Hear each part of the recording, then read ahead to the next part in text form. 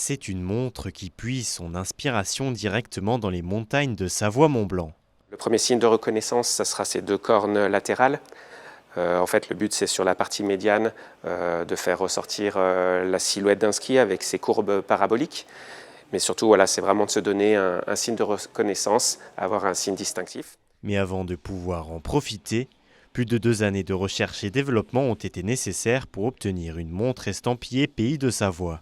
Son fondateur a donc mandaté de nombreuses entreprises pour mettre au point un accessoire haut de gamme, fabriqué localement.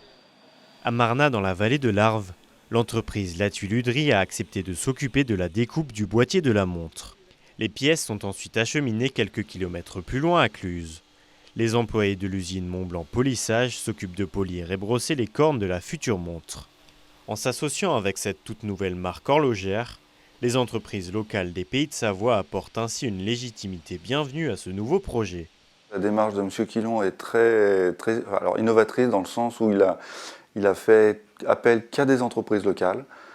Et ça permet de montrer que dans la région, enfin dans la Haute-Savoie, on a tout ce qu'il faut pour faire des produits finis. Et très audacieux de fabriquer une montre en partant de rien. Et puis c'est vrai que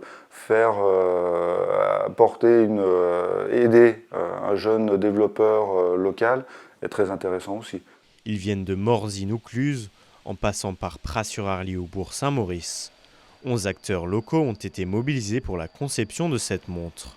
Chacun dans leur domaine, ils représentent en un seul et même objet le savoir-faire des entreprises savoyardes. D'avoir cette montre au poignet, c'est vraiment pour marquer l'attachement à ce territoire et à ce lieu d'exception.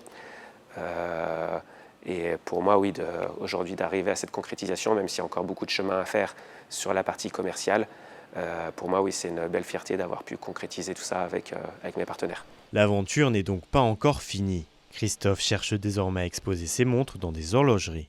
Il se pourrait même qu'un modèle sportif et un autre féminin seraient en phase de conception.